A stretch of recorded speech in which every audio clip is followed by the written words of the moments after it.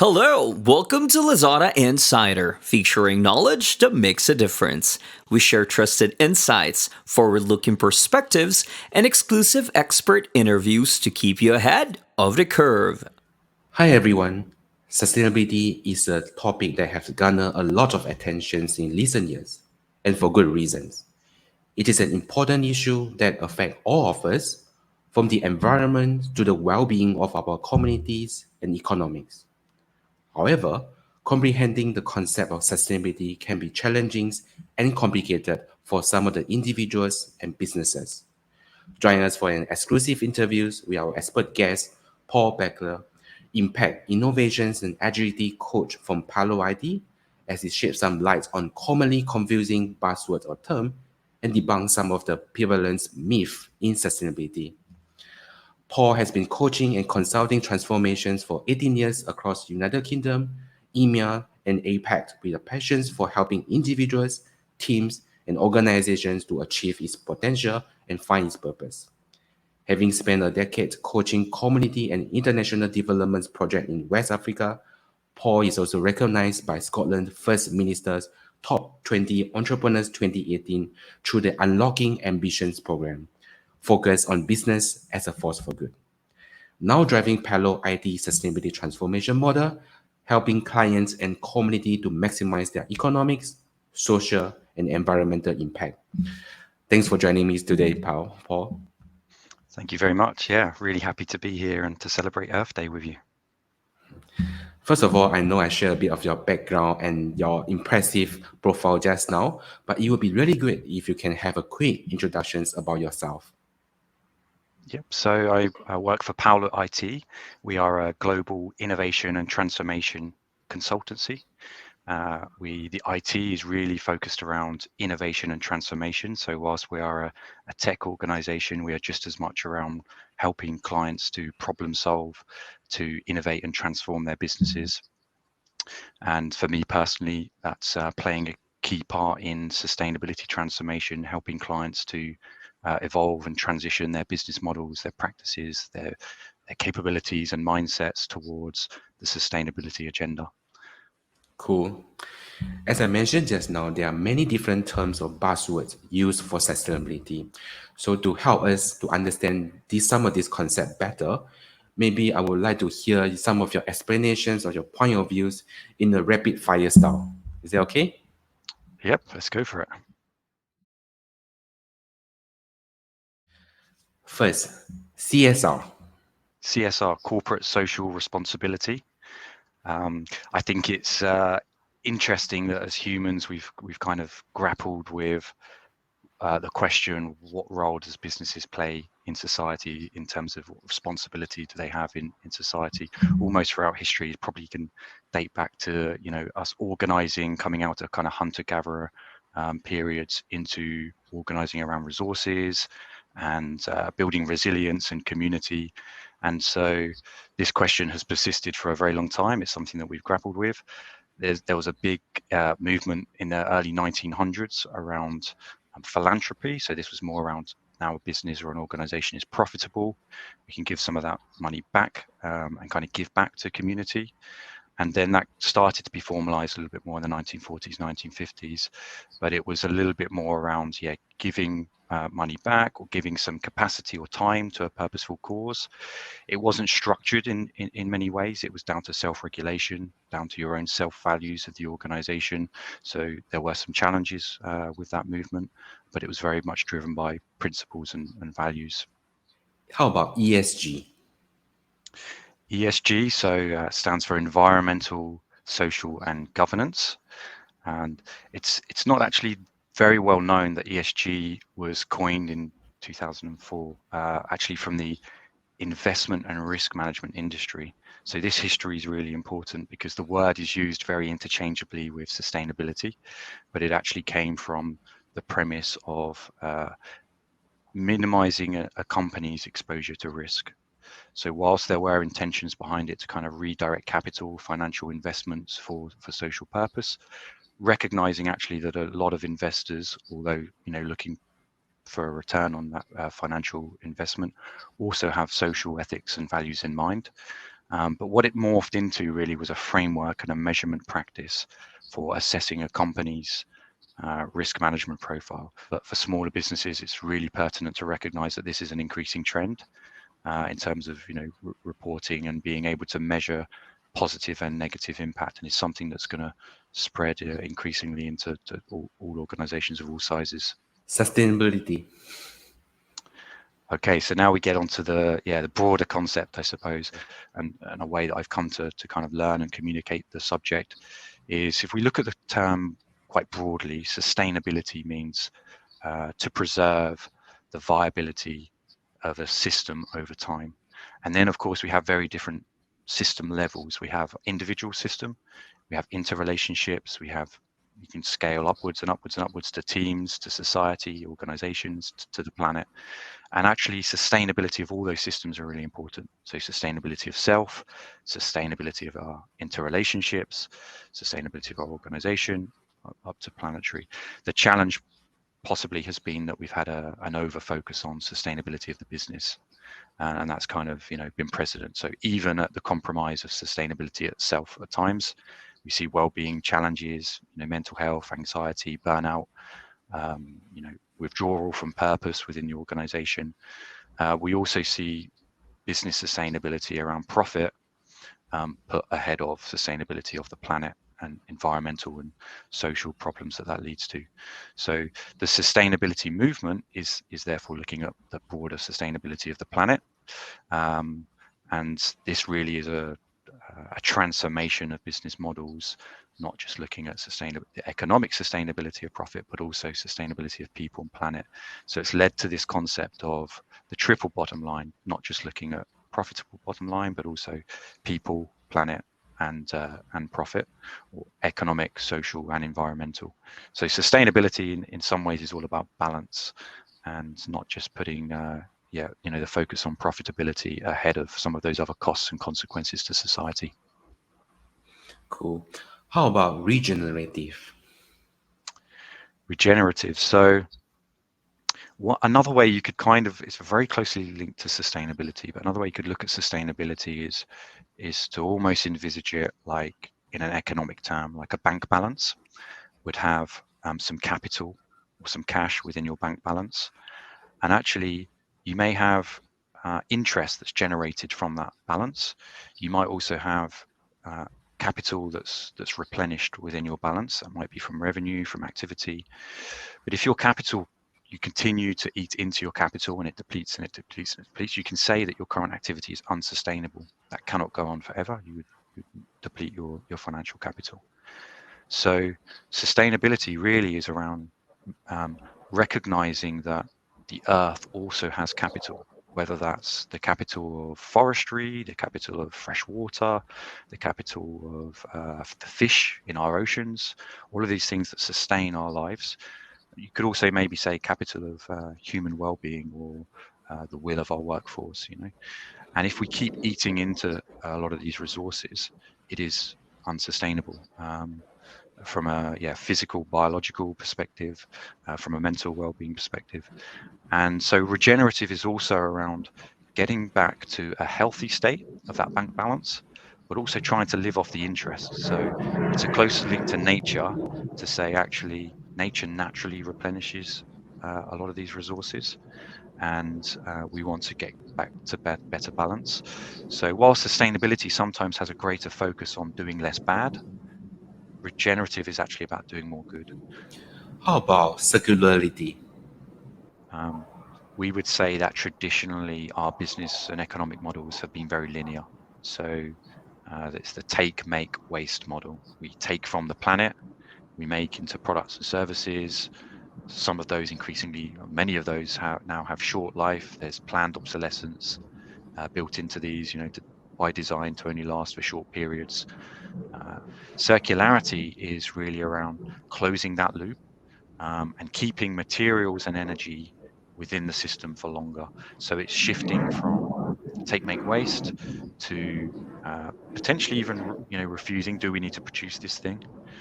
Can we reduce the materialism within the items that we're producing, or reduce the amount of things we are consuming? Can we reuse the items? Can we keep them in circularity? For business models, that might be second-hand markets. It might be designing products which can actually last longer. And then, of course, but the final answer really to that is recycling. So not jumping to recycling too soon. We want to try and keep those items in circulation for as long as possible. But then also designing and building products which are more recyclable, and supporting the closed loop system at the end of the life of the product, so that it can be recycled back into products and back into the economy. Last but not least, SDGs. SDGs, so these are the United Nations Sustainable Development Goals. So these were formed in 2015. There was actually a set of preceding goals, the Millennial Development Goals, that led up to these. So again, a long history of the organizations like the United Nations and pushing this agenda and developing and maturing over time. The 2015 Sustainable Development Goals recognize 17 global goals around sustainability. So from no poverty to eliminating health challenges, to improving our governance and security and resilience, and minimizing corruption. So yeah, really powerful framework to look at for all organizations to maybe do a little bit of assessment around which goals we could potentially be contributing to. And yeah, have been quite instrumental in aligning a lot of business activity towards the sustainability agenda. Thanks for your explanations. As we mentioned just now, the topic of sustainability is becoming more and more trending and popular. So we also come with a lot of misconceptions and confusions. So it's lucky to have you today to help me to clear some of my doubts. I have around 6 common misconceptions or confusions. So could you let me know whether they are myth or facts? Cool. First, SDGs, Sustainable Development Goals, are not relevant to SMEs. Okay, not relevant. So I would say that is a myth. It's a myth, however. So sustainable development goals, because they are attacking global goals, really requires the effort from everybody at all levels, all organizations of all sizes. Individuals play their part, governments, regulatory bodies. And so, yeah, there are 17 goals that you can look at. You can help challenge your thinking.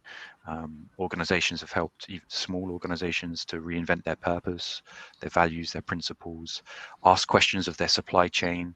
Which goals are we aligning to?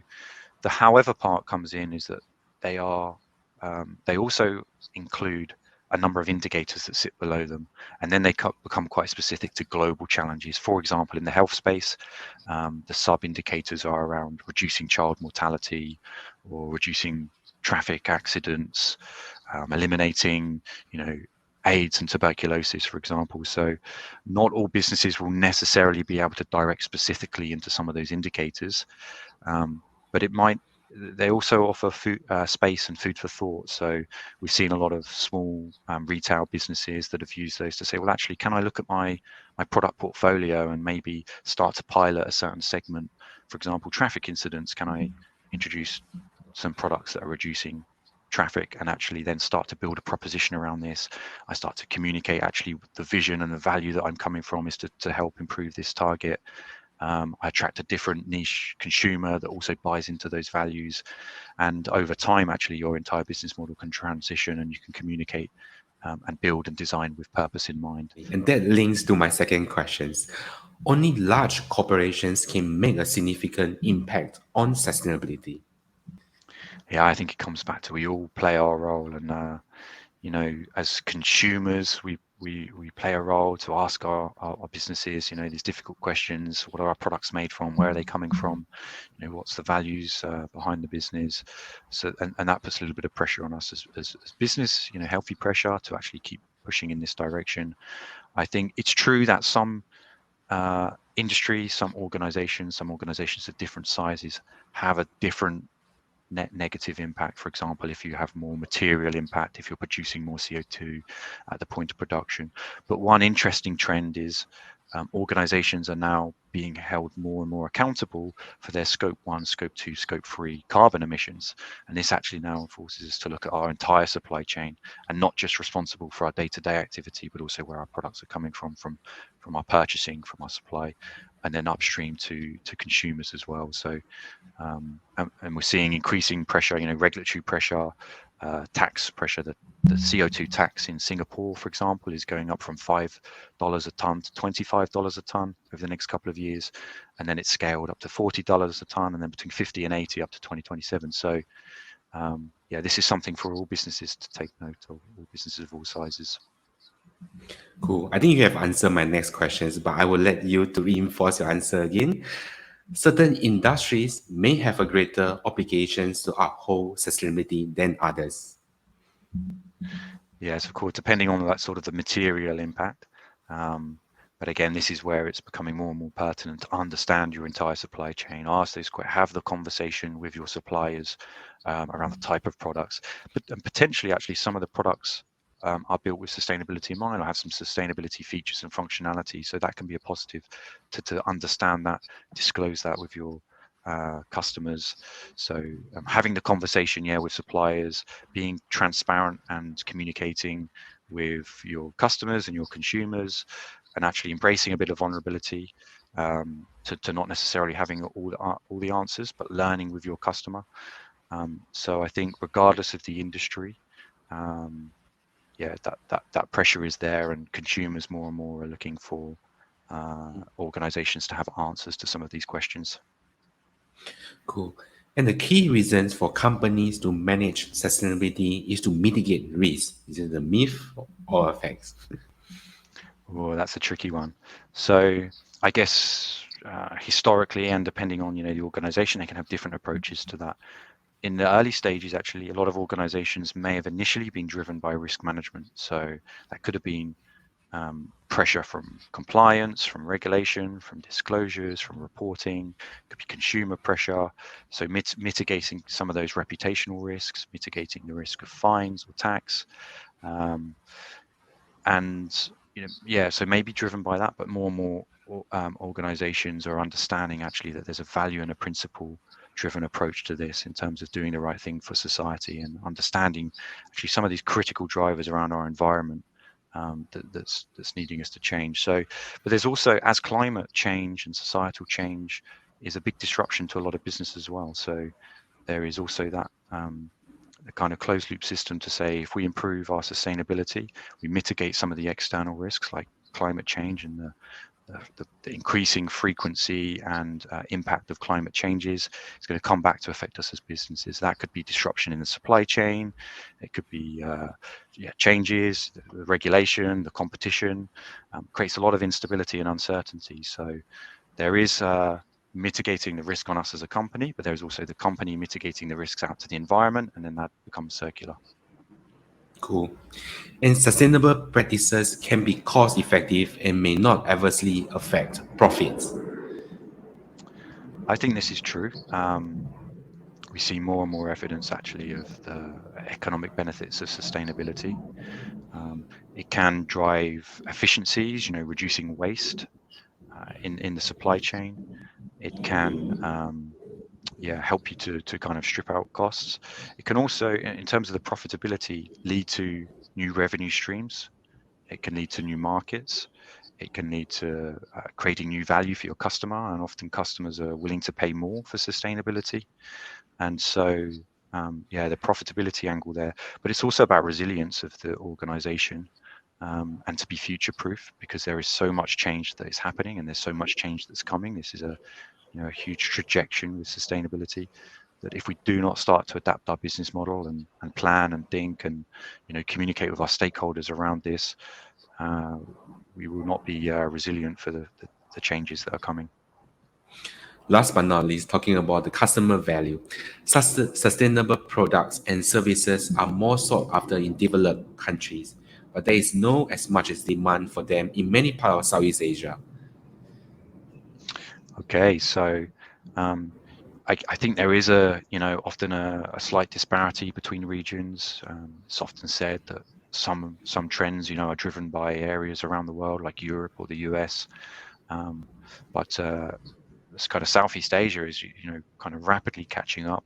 Southeast Asia represents around 16% of global coastline, so that kind of direct link to the climate change risk and the displacement of people from rising sea levels is one of the kind of drivers. We also see a few other trends. So it's around 640 million consumers within this region. So again, consumer pressure is changing, perhaps driven by some of the trends in Europe, but it's increasing here. All 10 countries within this region signed up to the Paris Agreement, so committing to the 1.5 degrees temperature increases, and I think around 23% primary energy from renewable sources. So, and then I mentioned, of course, taxes going up. So all of those pressures are on our doorstep.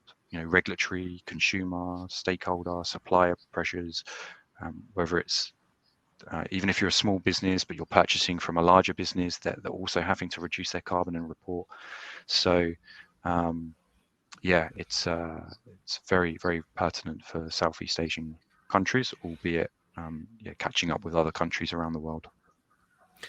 Thanks for clearing my doubts, and maybe we can shift a bit of our gear toward a bit of more of your company experience. I understand PaloIT is an active player in the sustainability space. So can you share a bit more about your own company journey towards sustainability? Sure. So PaloIT was actually formed off the back, in many ways, of the agility movement and the human-centric values around agility and finding better ways to deliver value to customers. And around 6 years ago, the company had a fairly radical update of its mission and business purpose around the premise of embracing technology as a force for good and making that central to our operating model and business model. And one of the things the organization did quite early on was to explore how can we hold ourselves accountable, looking out across the industry, what frameworks or methods or best practice exists. And we actually went on a journey to become Singapore's first B Corp certified tech company, one of the first B Corp organizations in Singapore. It's a much larger movement within the US and Europe, but this is for typically SMEs, small, medium-sized enterprises, but also a number of large businesses have used the methodology in practice as well.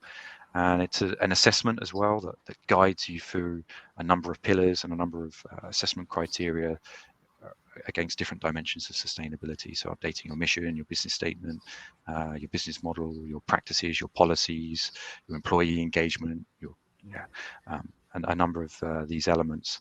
And so that was really impactful for us as an organization because it gave us a starting place. It enabled us to connect into an ecosystem of other like-minded organizations to share and learn from.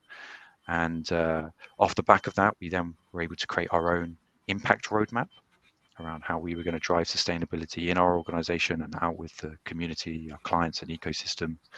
We started measuring and reducing our own carbon, and that's an ongoing journey, as for many organizations. We started training and bringing in certain training and workshops for our employees, and every employee that joins PaloIT now goes through sustainability elements and some gamified workshops around climate change.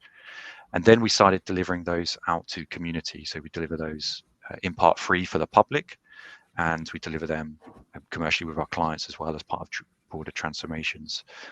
And being an organization that's focused around innovation and transformation, increasingly we apply that with the sustainability lens. So helping organizations transition with their sustainability transformation. Good to hear that. Now I'm curious to understand what are some of the learnings you actually can share with us.